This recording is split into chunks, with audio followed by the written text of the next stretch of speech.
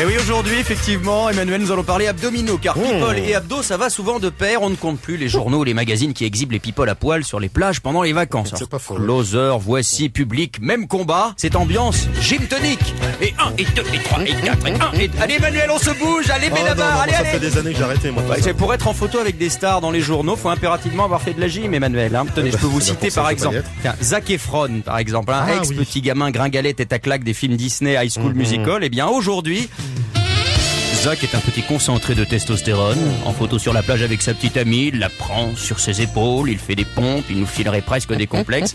Et alors que dire de Hugh Jackman, vous savez, l'acteur qui joue Wolverine dans X-Men. Une sorte de masse de muscles phénoménale entre deux planches de surf et 200 abdos à même le sol, un peu comme une bête, voyez-vous.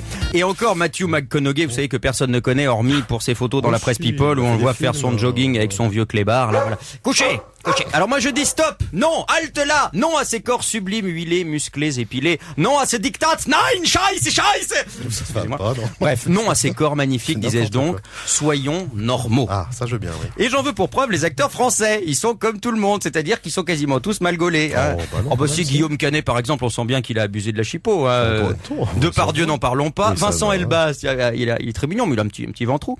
Oh, oui, mais c'est mignon, le petit ventrou, ça plaît, non? Souvenez-vous, Benabar, un jour nous nous sommes croisés sur un plateau télé il y a quelques années dans une émission que je présentais, on s'est croisés dans les loges, vous êtes changé devant moi, vous avez enlevé votre t-shirt et j'ai vu ces poignées d'amour de l'époque, hein, typiques de l'acteur français. À l'époque, vous n'étiez que chanteur, hein, pourtant, mais j'ai su tout de suite que vous aviez tous les atouts pour faire carrière au théâtre et au cinéma. Ah bah d'ailleurs, hein, mais vous avez beaucoup maigri depuis, vous avez dû transpirer sur les scènes de France et de oui, mais Navarre. j'ai repris les fameuses poignées d'amour. On les voit pas, alors on ça en va. parlait tout à l'heure. Alors ce soir, les amis, oui, ce soir, je suis ému et j'ai envie de lancer un grand manifeste.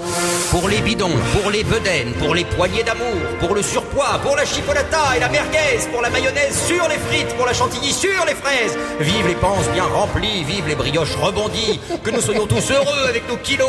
Déchirons les photos people qui nous assaillent.